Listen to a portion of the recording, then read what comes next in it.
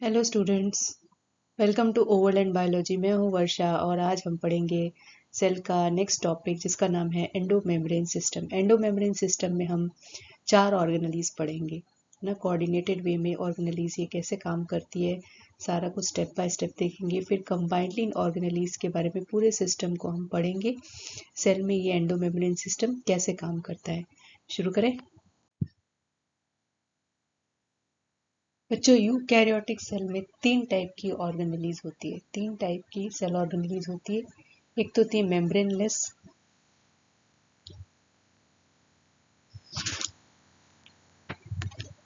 Eukaryotic cell में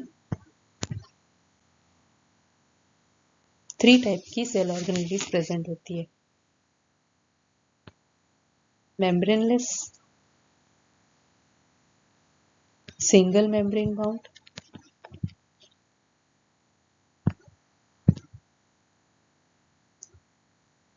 और double membrane bound.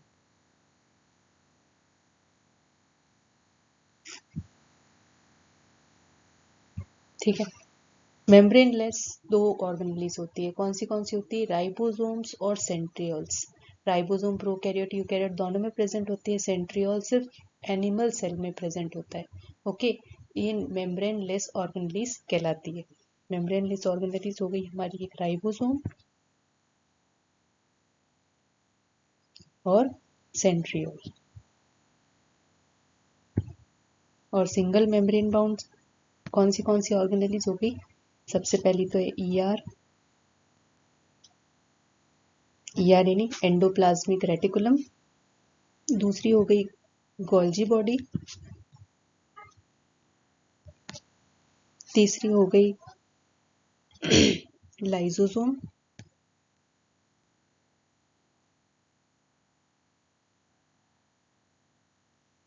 और चौथी हो गई वैक्यूल्स। ये single membrane bound cell organelles कहलाती है। Endoplasmic reticulum, Golgi body, lysosomes और वैक्यूल्स ये फंक्शन करती है ट्रांस एंडोमेम्ब्रेन सिस्टम की तरह।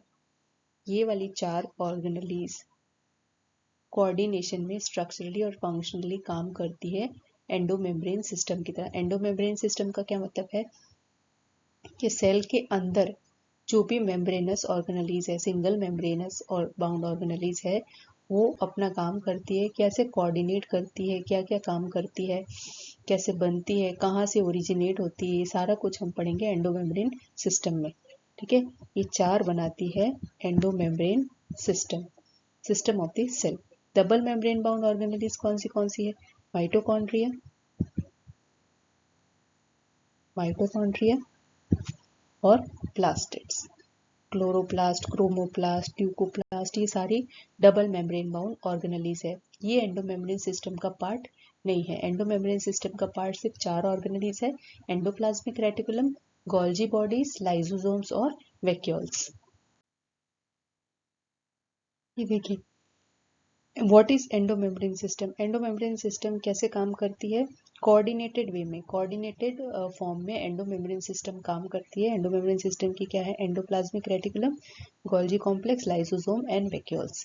ये चारों कोऑर्डिनेटेड वे में अपना काम करती है। माइटोकॉन्ड्रिया और प्लास्टिड्स एंडोमेम्ब्रेन सिस्टम के पार्ट नहीं है, क्योंकि ये अपना इंडिपेंडेंट रोल अदा करते हैं, इंडिपेंडेंट रोल से चलते हैं। माइटोकॉन्ड्रिया एनर्जी बनाता है, प्लास्टिड्स फोटोसिंथेसिस करते हैं, तो इनके अलग अलग रोल है।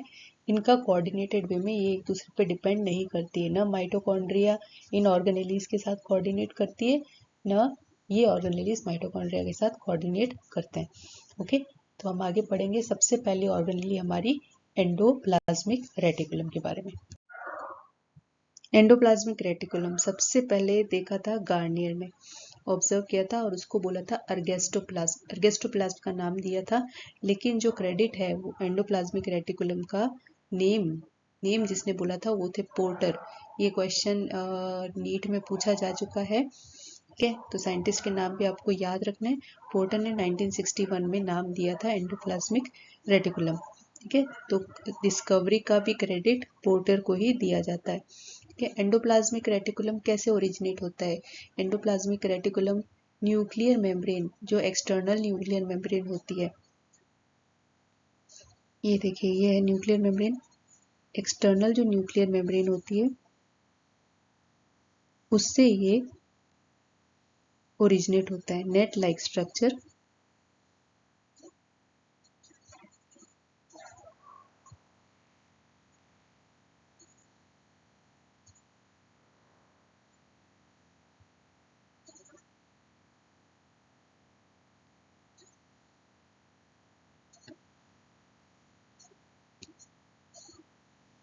ये न्यूक्लियर मेम्ब्रेन है, ये इंटरनल न्यूक्लियर मेम्ब्रेन है।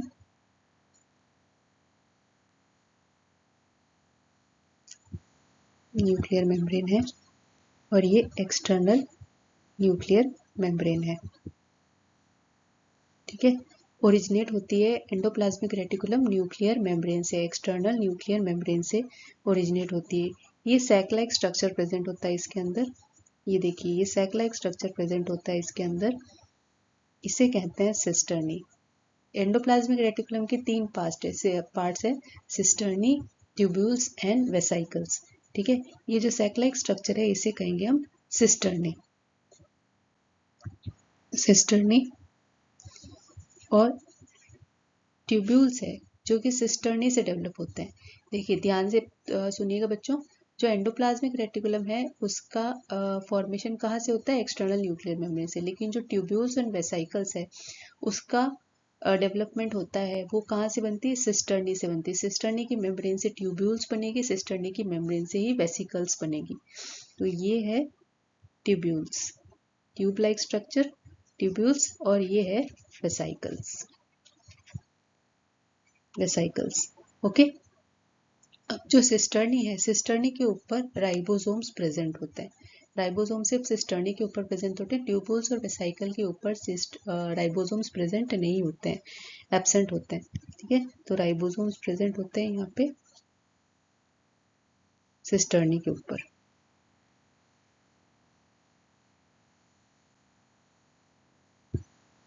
ठीक है, डॉट वाले स्ट्रक्चर बना देती हूँ मैं।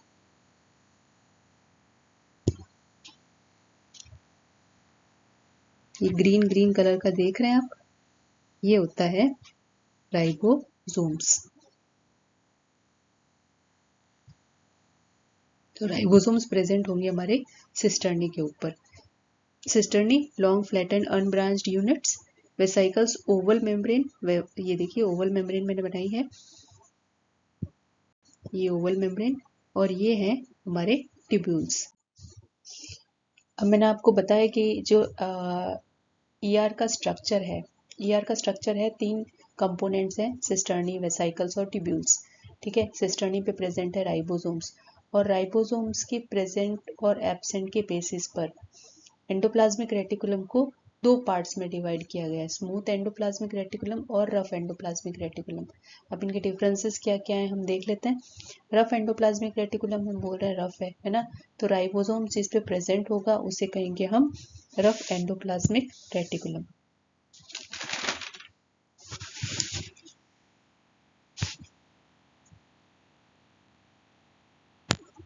RER और SER, रफ एंडोप्लाज्मिक रेटिकुलम और smooth endoplasmic reticulum.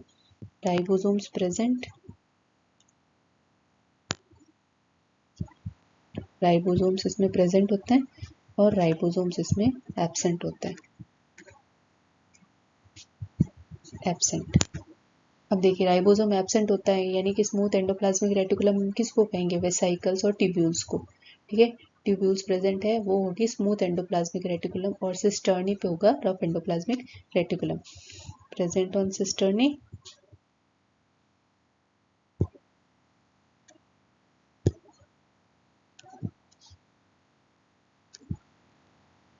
Cisternae present on tubules, tubules के फॉर्म में स्मूथ एंडोप्लाज्मिक रेटिकुलम हमें मिलेगा। अब रफ एंडोप्लाज्मिक रेटिकुलम का क्या काम होता है? Protein synthesis. जो भी प्रोटीन्स बनेगा सेल में वो रफ एंडोप्लाज्मिक रेटिकुलम पे बनेगा। तो ये काम करता है प्रोटीन सिंथेसिस का। प्रोटीन सिंथेसिस में प्रोटीन्स आ जाएंगे, एंजाइम्स आ जाएंगे।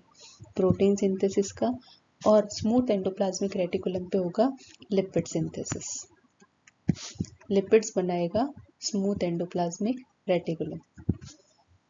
ठीक है, प्रोटीन्स बनाएगा कौन, RER, और लिपिड्स कौन बनाएगा, SER। ठीक है, तो जो भी सेल एक्टिव प्रोटीन्स बनते हैं, जिन भी सेल में एक्टिव प्रोटीन्स बनते हैं, उसमें सबसे ज़्यादा रफ एंडोप्लाज्मिक रेटिकुलम प्रेजेंट होता है ना। तो हम बोलेंगे ब्रेन सेल्स जो होते हैं, ब्रेन सेल्स, ठीक है, पैंक्रियाटिक सेल्स, पैंक्रियाटिक सेल्स ना, जहाँ पे प्रोटीन्स और एंजाइम्स ज़्यादा है, एंजाइम्स होते हैं पैंक्रियाटिक सेल्स में, जहाँ पे प्रोटीन ज़्यादा बनेगा वहाँ पे सबसे ज़्यादा रफ एंडोप्लाज्मिक रेटिकुलम बनेंगे। ठीक है, और लिपिड्स बनते हैं स्मूथ एंडोप्लाज्मिक रेटिकुलम पे, तो ये कहाँ बनेंगे, लिपिड्स का फॉर्मेशन कहाँ कहाँ पे होता है, सार्कोप्लाज्मिक रेटिकुलम जिसको बोलते हैं मसल सेल में प्रेजेंट होता है, तो सबसे ज़्यादा स्मूथ ER वहाँ प्रेजेंट होंगे। मसल सेल में, मसल सेल कंटेन SER। ठीक है, लीवर डिटॉक्सिफिकेशन का काम करेंगे जो सेल्स, उसमें SER सबसे ज़्यादा प्रेजेंट होंगे। ठीक है, emulsification of fat, lipid synthesis, सारा लीवर, लीवर सेल में सबसे ज़्यादा स्मूथ ER प्रेजेंट होंगे। ठीक है, सार्कोप्लाज्मिक रेटिकुलम क्या हो गया, स्मूथ ER का पार्ट है, ये मसल सेल में प्रेजेंट होगा। न्यूक्लियस से जुड़ी होती है RER, ये न्यूक्लियस से जुड़ी होती है, न्यूक्लियस से अटैच्ड होती है, लेकिन SER जो है मतलब स्मूथ एंडोप्लाज्मिक रेटिकुलम, ये न्यूक्लियस का पार्ट नहीं है, ये किसका पार्ट है, सिस्टर्नी, सिस्टर्नी से डेवलप होता है। ठीक है, RER से SER का फॉर्मेशन होता है, रफ एंडोप्लाज्मिक रेटिकुलम से ही स्मूथ एंडोप्लाज्मिक रेटिकुलम का फॉर्मेशन होता है। ओके, SER और क्या बनाता है, स्टीरॉइड, स्टीरॉइडल हॉर्मोन्स बनाता है ना, प्रोजेस्टेरॉन है, एस्ट्रोजन है, सारे ये SER, ये सेल्स, ये जिन सेल्स में बनेंगे हॉर्मोन्स बनेंगे, ओवेरियन सेल है ना, स्पर्म्स बनाता है वो सेल्स है, वहाँ पे सबसे ज़्यादा स्टीरॉयड हार्मोन्स बनेंगे, और जहाँ पे स्टीरॉयड हार्मोन्स ज़्यादा बनेंगे वहाँ पे सबसे ज़्यादा SER प्रेजेंट होगा, उस सेल में SER सबसे ज़्यादा प्रेजेंट होगा। तो क्वेश्चन आता है कि स्टीरॉयड सबसे ज़्यादा जिस सेल में बनते हैं, जहाँ फॉर्मेशन होता है, वहाँ पे कौन से एंडोप्लाज्मिक रेटिकुलम मोस्टली प्रेजेंट होते हैं, तो कौन से प्रेजेंट होते हैं, SER। तो स्टीरॉइड्स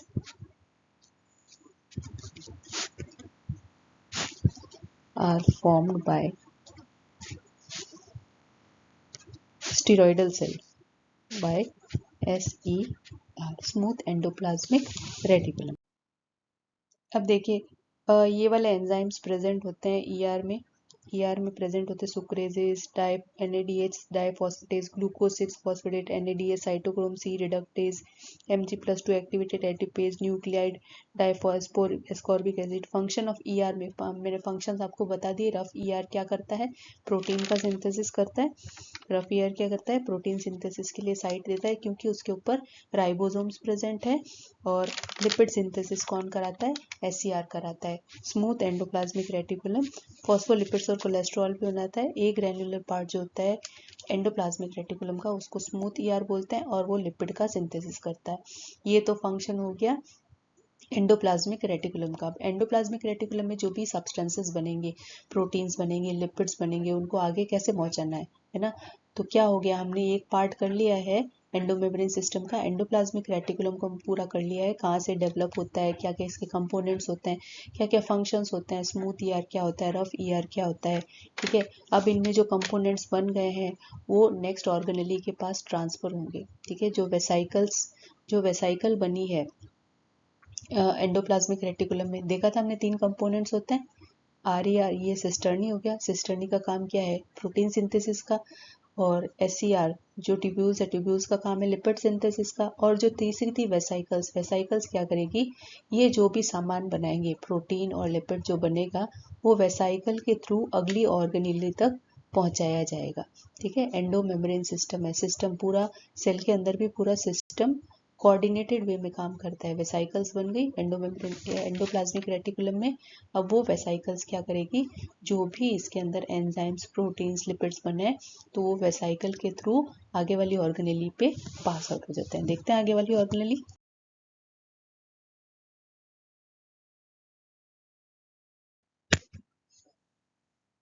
अब बच्चों जो वेसाइकल्स एंडोप्लाज्मिक रेटिकुलम में फॉर्म हुई थी, ठीक है, उन्हें कहेंगे ट्रांजिशन वेसाइकल्स। ट्रांजिशन वेसाइकल कहेंगे, ठीक है। ट्रांजिशन वेसाइकल क्या करेगी, अपना सारा सामान उसका क्या करेगी, फॉर्मेशन में हेल्प करेगी गोल्जी एपरेटस के नेक्स्ट ऑर्गेनली। सारा सामान उसमें जो भी बनेगा वो गोल्जी एपरेटस में जाएगा। किस लिए जाएगा, मॉडिफिकेशन के लिए, ट्रांसपोर्ट मैकेनिज्म के लिए।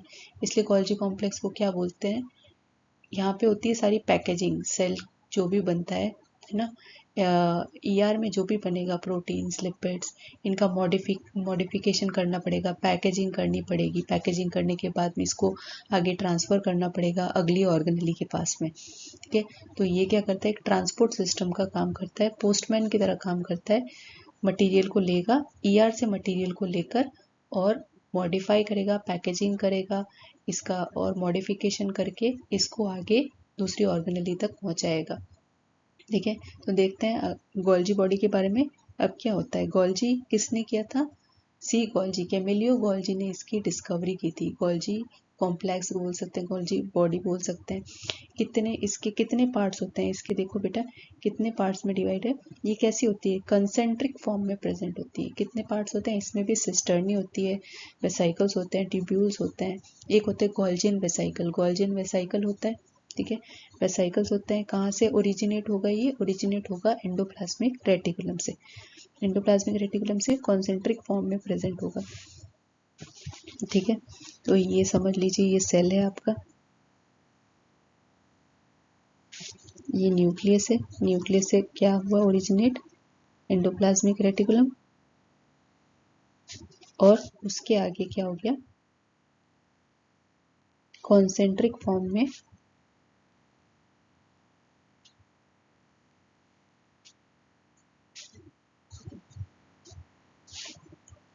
ये वेसाइकल्स प्रेजेंट है। कॉन्सेंट्रिक फॉर्म में प्रेजेंट होगा गोल्जी कॉम्प्लेक्स। जो भी फेस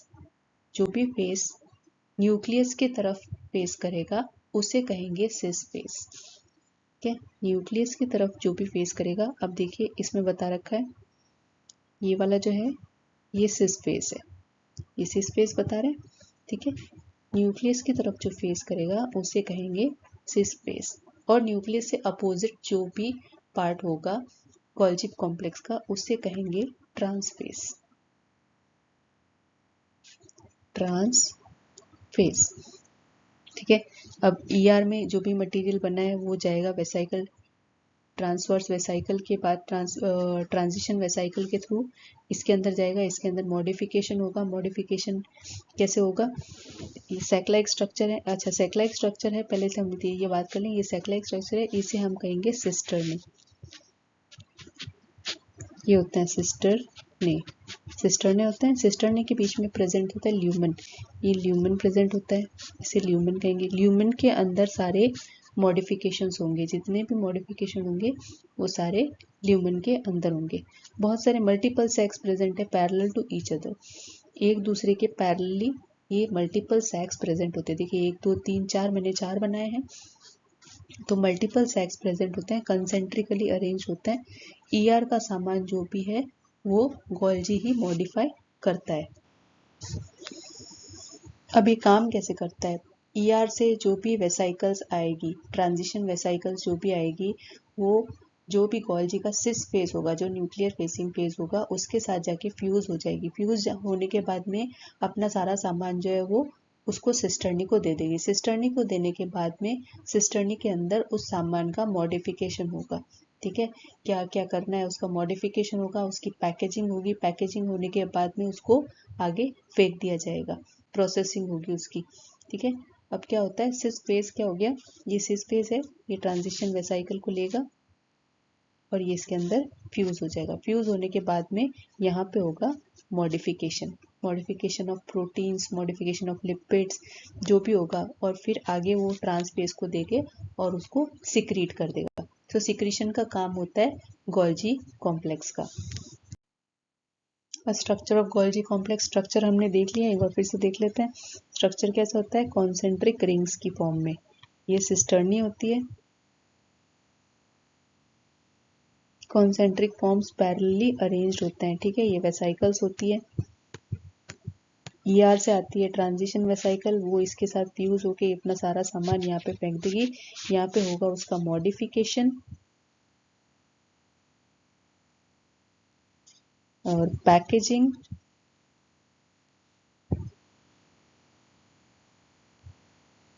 पैकेजिंग और प्रोसेसिंग, प्रोसेसिंग करके उसका आगे सिक्रीशन हो जाएगा। ये सिस्टर्नी हो गई थी। ट्यूब्यूल्स भी प्रेजेंट होते हैं, ब्रांच्ड इरेगुलर शेप्ड होते हैं, सिस्टर्नी के ऊपर ही प्रेजेंट होते हैं। वैक्यूल्स, लार्ज स्फेरिकल वैक्यूल्स, ये वैक्यूल्स प्रेजेंट होते हैं इसके पास में। और इसके पास में भी वेसाइकल होती है, स्फेरिकल वेसाइकल, जो क्या करती है? ट्रांसफेज से बाहर निकल जाती है सारा सामान लेकर, ठीक है।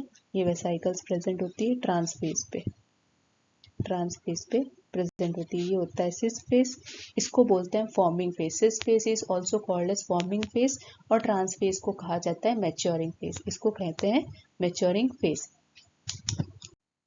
अब गोल्जी कॉम्प्लेक्स के फंक्शंस क्या क्या होते हैं? फंक्शंस मैंने आपको बताए थे, मॉडिफिकेशन, प्रोसेसिंग, पैकेजिंग, ये वाला काम होता है। इसलिए इसको पोस्टमैन ऑफ सेल भी कहा जाता है ना, पोस्टमैन ऑफ सेल भी इसको कहा जाता है।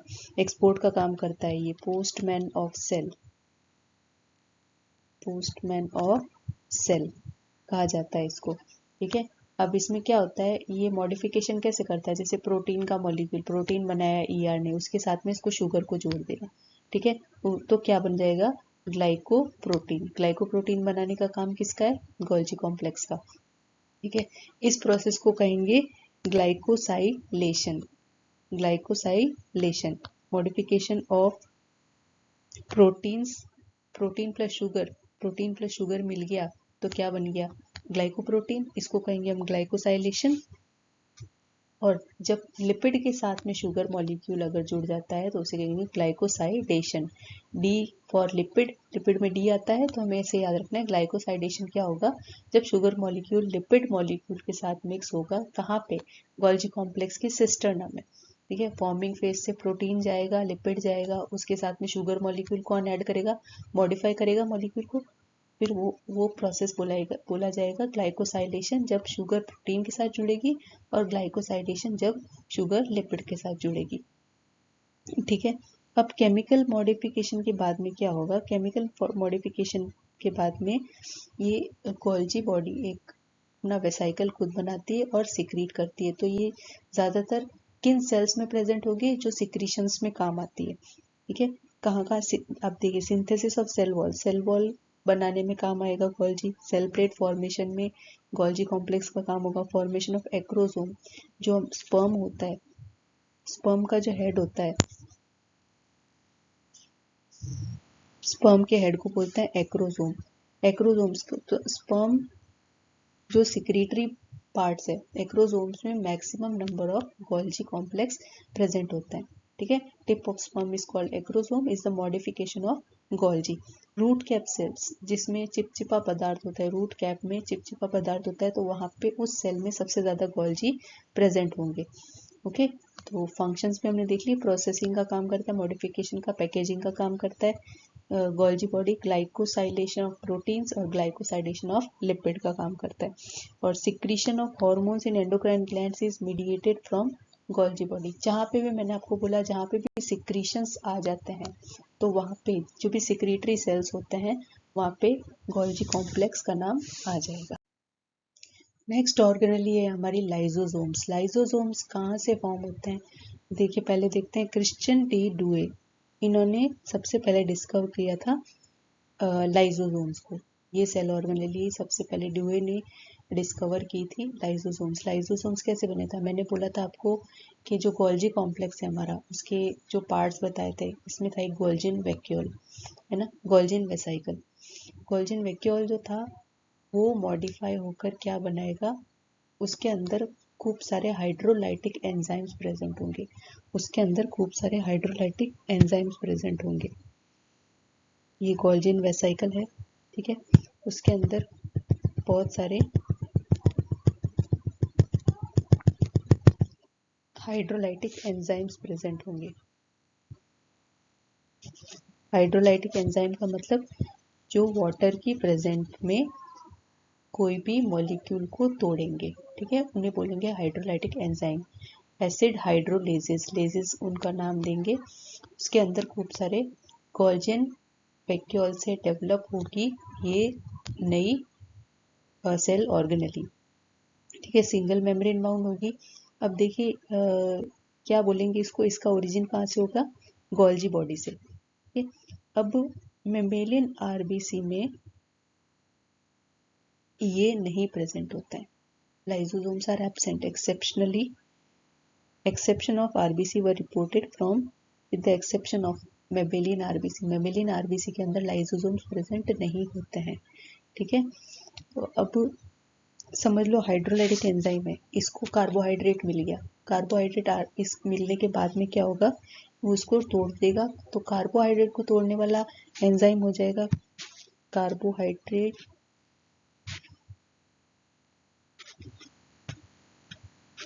हाइड्रेसेस। अब प्रोटीन को तोड़ने वाला प्रोटीएज, लिपिड को तोड़ने वाला लाइपेज, ये सारे इनको ब्रेक डाउन करने वाले जो भी एंजाइम्स प्रेजेंट होंगे वो लाइसोसोम्स के अंदर प्रेजेंट होंगे।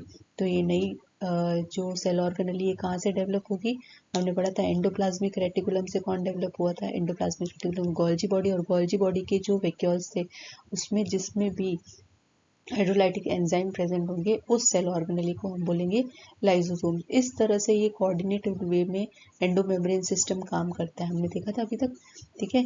तो लाइसोसोम्स के बारे में हमने पढ़ा है, हम इसके देखेंगे आगे कितने टाइप के लाइसोसोम्स प्रेजेंट होते हैं। देखिए अब हम पढ़ेंगे टाइप्स ऑफ लाइसोसोम्स के बारे में। सेल के अंदर प्रेजेंट होते हैं 4 तरह के लाइसोसोम्स। अब ये कैसे फॉर्म होते हैं मैं बताएंगे आपको। जैसे ही हमारा एक सेल है,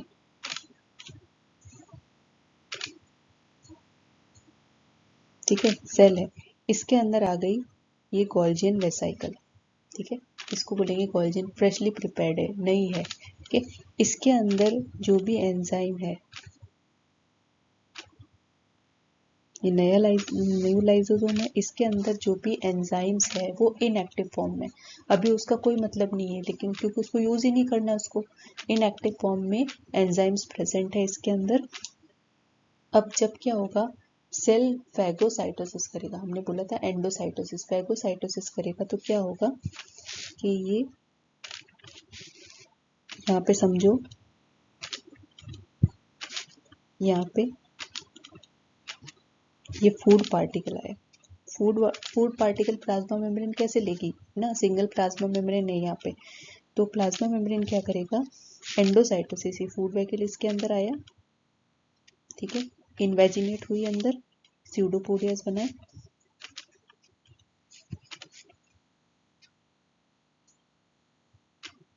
क्या हो गया इसको,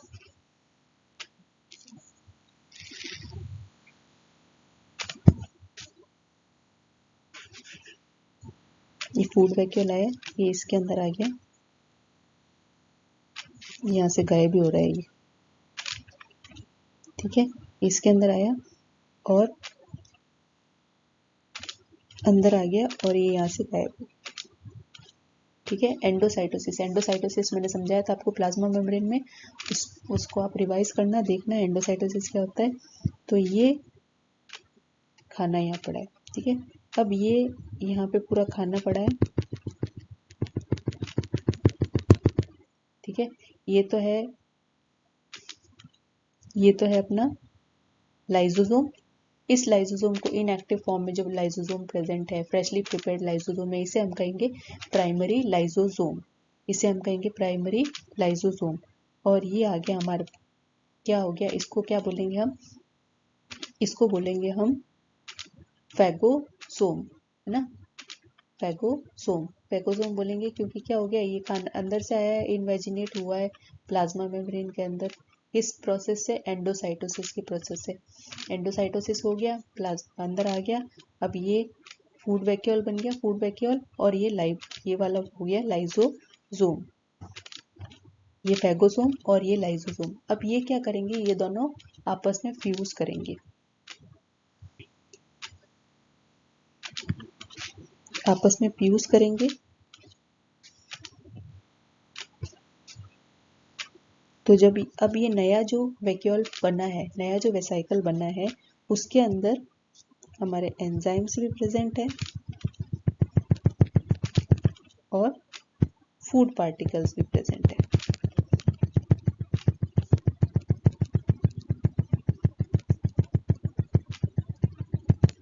फूड पार्टिकल भी प्रेजेंट है। अब इस लाइजोसोम को, जो फैगोसोम के साथ जुड़ा है, लाइजोसोम अटैच विद फैगोसोम, इसे हम कहेंगे, फर्स्ट वाला तो था प्राइमरी लाइजोसोम और ये है सेकेंडरी लाइजोसोम। अब यहाँ पे क्या होगा, यहाँ पे डाइजेशन स्टार्ट हो जाएगा। डाइजेशन स्टार्ट हो जाएगा मतलब कि जो फूड मॉलिक्यूल है, उसके अंदर फूड पार्टिकल है, उसके अंदर जो भी प्रोटीन्स लिपिड्स प्रेजेंट होंगे वो एसिड हाइड्रोलाइसिस की प्रेजेंस में तोड़े जाएंगे, अंदर डाइजेशन होगा। और जो अनडाइजेस्टेड मटेरियल होगा, अब डाइजेस्ट हो गया, जो डाइजेस्टेड मटेरियल है वो डाइजेशन हो गया, एनर्जी रिलीज हो गई, ठीक है। जो भी अनडाइजेस्टेड मटेरियल है वो एक और वैक्यूल के अंदर डिपॉजिट हो जाएगा, एक और वैक्यूल के अंदर डिपॉजिट हो जाएगा। यहाँ पे अनडाइजेस्टेड मटेरियल, अनडाइजेस्टेड मटेरियल, इस वैक्यूल को हम कहेंगे रेजिडुअल बॉडी। क्या कहेंगे, रेजिडुअल बॉडी, या फिर टर्चरी लाइजोसोम। क्या बोलेंगे, 3 डिग्री लाइजोसोम। इसे और क्या कहेंगे हम, इसे हम टीलोलाइजोसोम भी कहेंगे, टीलोलाइजोसोम, जिसमें अनडाइजेस्टेड फूड मटेरियल प्रेजेंट है। अब ये टीलोलाइजोसोम क्या करेगा, ये एक्सोसाइटोसिस के थ्रू सेल बाहर फेंक देगा, इसको एक्सोसाइटोसिस के थ्रू सेल बाहर फेंक देगा। अब सेकेंडरी लाइजोसोम को हम हेटेरोफैगोसोम भी कहते हैं। हेटेरोफैगोसोम मतलब एक तो हमारे पास में प्रेजेंट था वैक्यूल, जिसके अंदर एसिड हाइड्रोलाइसिस जो भी हाइड्रोलाइटिक एंजाइम्स प्रेजेंट है वो फ्रेशली प्रिपेयर्ड है, 1 डिग्री है वो, मतलब प्राइमरी लाइसोसोम है। उसके साथ में फैगोसोम अटैच हो जाएगा तो उसे कहेंगे हेट्रोफैगोसोम। दोनों मिलकर, दोनों मर्ज हो जाएंगे, दोनों फ्यूज हो जाएंगे तो हाइड्रोलाइटिक एंजाइम और फूड फ्यूज हो जाएंगे तो क्या करेंगे, उसका डाइजेशन हो जाएगा। डाइजेशन होने के बाद जो अनडाइजेस्टेड मटेरियल बचेगा उसे कहेंगे रेसिडुअल बॉडी। इस तरह से कितने टाइप के लाइसोसोम्स प्रेजेंट हो गए, अभी तक हमने पढ़ लिए 3 तरह के, प्राइमरी, सेकेंडरी, टर्शरी। अब एक और लाइसोसोम प्रेजेंट होता है बच्चों, ठीक है। क्या होता है, जैसे कि ये आपका सेल है, ठीक है। सेल के अंदर कोई भी सेल ऑर्गेनेलीज प्रेजेंट है, कोई भी सेल ऑर्गेनेली प्रेजेंट है, ठीक है। हम किसे लें, जैसे माइटोकॉन्ड्रिया प्रेजेंट है, ये सेल ऑर्गेनेली अब ओल्ड हो गई है, ठीक है, ओल्ड हो गई है, अब इससे काम नहीं हो रहा है। काम नहीं हो रहा है तो क्या होगा कि जो लाइसोसोम्स है वो इसको घेर लेंगे। जो प्राइमरी लाइसोसोम्स है वो क्या करेंगे, इसको घेर लेंगे और एक और साइक्लोसोम बनाएंगे, साइकिल की फॉर्म में साइक्लोसोम बनाएंगे और अपना जो भी मटेरियल है, एसिड हाइड्रोलाइसिस जो भी एंजाइम्स है, ये इसको यहाँ पे सिक्रीट कर देंगे। एंजाइम सिक्रीट करके क्या करेंगे, इस पूरी ऑर्गेनेली को डाइजेस्ट कर लेंगे। तो इस प्रोसेस को हम कहेंगे ऑटोफेगी, ऑटोफेगी, ऑटोफेगोसोम। इस लाइसोसोम को हम कहेंगे ऑटोफेगोसोम, क्योंकि ये क्या कर रहा है, ये पूरी ऑर्गेनेली को ही बर्बाद कर रहा है, नष्ट कर रहा है, इसका काम ही यही है, ठीक है। ये पूरी ऑर्गेनेली को नष्ट कर देगा। ऐसे ही क्या होता है, जैसे सेल भी बूढ़ा हो गया है तो क्या होगा, सेल बूढ़ा हो जाता है, सेल में ऑर्गेनेल्स काम नहीं कर रहे हैं तो क्या होता है कि इनके नंबर बढ़ जाते हैं, लाइसोसोम्स के नंबर बढ़ जाते हैं, एसिड हाइड्रोलाइसिस, तो ये पूरे उसको सेल को खत्म कर देता है, ठीक है। उसको बोलते हैं ऑटोफेगोसोम। इसीलिए लाइजोसोम्स को सुसाइडल बैग्स भी कहा जाए, एक नया नाम भी दे रखा है इसको, सुसाइडल बैग्स। तो ये पूछा जाता है question, which organelle of the cell is known as suicidal bag. तो हमें क्या लिखना है, lysosomes. Lysosomes are suicidal bags. अभी स्ट्रक्चर के साथ मैंने फंक्शंस बता दिए थे, तो भी इसमें हम एक बार फंक्शंस को रीड आउट कर लेते हैं। क्या क्या फंक्शन है लाइजोसोम के। हिट्रोफैगी, हिट्रोफैगी है मतलब फैगोसाइटोसिस और पीनोसाइटोसिस, सेल को पीना और खाना क्या करता है, इनका डाइजेशन कौन करता है, लाइजोसोम, तो इसको बोलेंगे हिटरोफैगी। ऑटोफैगी मैंने बोल दिया था, digestion of dead cell organelles, जो भी ऑर्गेनेलिस डेड हो गई है, ओल्ड हो गई है, उनका जो भी डाइजेशन होगा लाइसोसोम की तरह, उसको बोलेंगे ऑटोफैगी। एक्स्ट्रा सेल्यूलर डाइजेशन, अब क्या होता है, वो एक्स्ट्रा सेल्यूलर मतलब सेल के बाहर जो भी लाइसोसोम्स होंगे, सेल के बाहर जो भी ऐसा मटेरियल होगा जिसको पूरा नष्ट करना है, तो उसे बोलेंगे एक्स्ट्रा सेल्यूलर डाइजेशन, डाइजेस्ट करने वाला। क्राइनोफैगी क्या हो गया, excessive secretory granules of hormones, अगर बहुत सारे हार्मोन एंडोक्राइन सिस्टम बहुत ज़्यादा मात्रा में सिक्रीट कर रहा है, तो उसको कंट्रोल करने का काम भी लाइसोसोम। अगर लाइसोसोम अगर कंट्रोल नहीं होते हैं, लाइसोसोम्स अगर कम हो जाते हैं वहाँ पे, ठीक है, वो उनको सिक्रीट होने से नहीं रोक सकते हैं, तो फिर क्या होता है, फिर डिजीजेज होते हैं, ठीक है। एक्सेसिव ग्रोथ हार्मोन हो गया तो जाइजेंटिज्म हो जाएगा, कम भी नुकसानदेह है और ज़्यादा भी नुकसानदेह, तो कंट्रोलिंग सेंटर है लाइसोसोम्स। सेल्यूलर डाइजेशन, ऑटोलाइसिस, मैंने बोला आपको पूरे सेल को डाइजेस्ट करने की कैपेसिटी लाइसोसोम्स में होती है, ठीक है। अब कैसे बनता है जो लाइसोसोम है, उसका बायोजेनेसिस कैसे होता है, गोल्जी एसोसिएटेड एंडोप्लाज्मिक रेटिकुलम। हमने देखा एंडोप्लाज्मिक रेटिकुलम में से वेसाइकल्स निकलती है, गोल्जी कॉम्प्लेक्स बनाती है, तो कुछ वेसाइकल्स क्या लाइसोसोम्स बनाती है, गोल्जी एपरेटस भी लाइसोसोम्स बनाता है और एंडोप्लाज्मिक रेटिकुलम भी लाइसोसोम्स बनाता है। नेक्स्ट ऑर्गेनेली, हमारी लास्ट ऑर्गेनेली है वैक्यूल। वैक्यूल क्या होता है, वैक्यूल एक पानी के बुलबुले जैसा स्ट्रक्चर होता है, ठीक है, सेल के अंदर, ठीक है। उसके अंदर कोई भी सामान भर सकते हैं, कोई भी मटेरियल भर सकता है ना। प्लांट के अंदर, आप प्लांट सेल के अंदर देखा था 80% कौन घेरे रहता है प्लांट सेल को, वैक्यूल घेरे रहता है, ठीक है। उसका न्यूक्लियस पेरीफेरी पे प्रेजेंट होता है, तो वैक्यूल क्या करता है, वैक्यूल का काम क्या होता है, सब सारी चीज़ों का डिपोजिशन करना। डिपोजिशन, जो भी मिनरल जो भी आएगा, कुछ भी सामान, कुछ भी उसमें भरना है, तो प्लांट सेल में क्या होता है, सबसे ज़्यादा सबसे बड़ा वैक्यूल प्लांट सेल के अंदर प्रेजेंट होता है। क्या क्या होता है, मिनरल्स, आयन, सारे कुछ उसके अंदर स्टोर करके रख सकते हैं वैक्यूल के अंदर, ठीक है। तो वैक्यूल का मतलब क्या होता है, empty space, storage and disposal of various substances, storage भी करता है और डिस्पोज भी करता है उनको। स्टोर फूड, फूड स्टोरेज क्यों जरूरी है, ताकि सेल सरवाइव कर सके, ठीक है। Vacuole in plant cell are larger than those of animal cell, मैंने बताया आपको एनिमल सेल के अंदर छोटे छोटे वैक्यूल्स प्रेजेंट होते हैं, प्लांट सेल के अंदर बड़े प्रेजेंट होते हैं। Occupy 80% of volume of plant cell, ठीक है। वैक्यूल में भी मोर इन नंबर, वन भी हो सकता है और वन से ज़्यादा भी हो सकता है, ठीक है। तो vacuoles are of 4 types, 4 type. Next हम देखेंगे वैक्यूल्स के टाइप कितने होते हैं, वैक्यूल कितने टाइप्स के होते हैं। वैक्यूल 4 टाइप्स के होते हैं। सबसे पहला है सैफ वैक्यूल,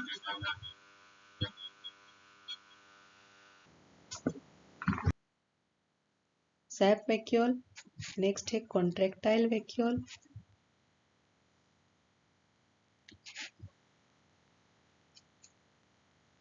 कॉन्ट्रैक्टाइल वैक्यूल।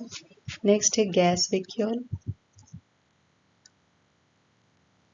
और है food vacuole. Sap vacuole present होता है प्लांट सेल के अंदर, प्लांट सेल के अंदर सैफ वैक्यूल प्रेजेंट होता है, ठीक है। ये वैक्यूल है, वैक्यूल की जो आउटर मोस्ट कवरिंग है उसे कहेंगे हम टोनोप्लास्ट।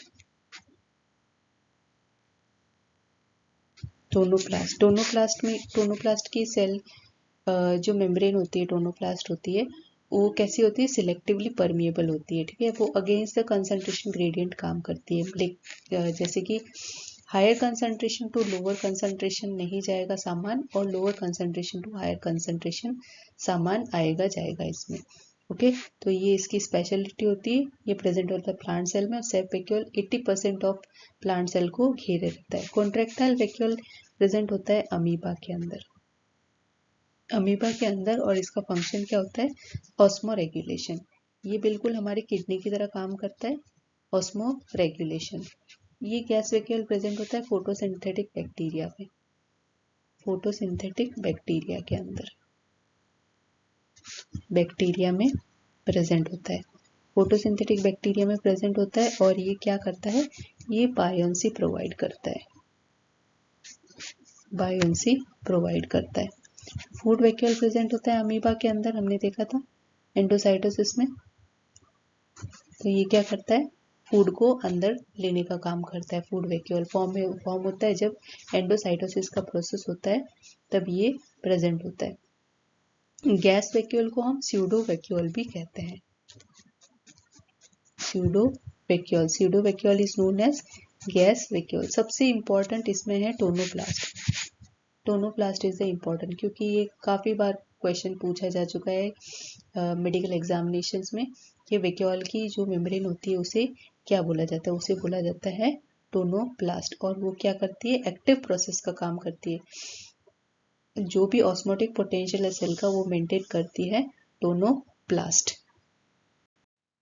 तो वैक्यूल के फंक्शंस देख लेते हैं एक बार, क्या क्या फंक्शन मैंने बता दिए आपको। ऐसे तो स्टोरेज का काम करता है, ठीक है, क्या क्या स्टोर करता है, salts, minerals, pigments, protein, cell के अंदर ये सारे स्टोरेज का काम होगा। सॉल्यूशन होगा वैक्यूल के अंदर, उसे हम सैप कहेंगे, ठीक है, जो भी वैक्यूल के अंदर सॉल्यूशन होगा उसे कहेंगे सैप, ठीक है। टर्गर प्रेशर, पानी अंदर आएगा, टर्गर प्रेशर बनेगा, प्रेशर को भी ऑस्मोटिक पोटेंशियल को भी ये मेंटेन करके रखता है। एंडोसाइटोसिस और एक्सोसाइटोसिस भी करता है, ठीक है। सब्सटेंस इसके अंदर जाएंगे तो एंडोसाइटोसिस, और बाहर निकलेंगे तो एक्सोसाइटोसिस।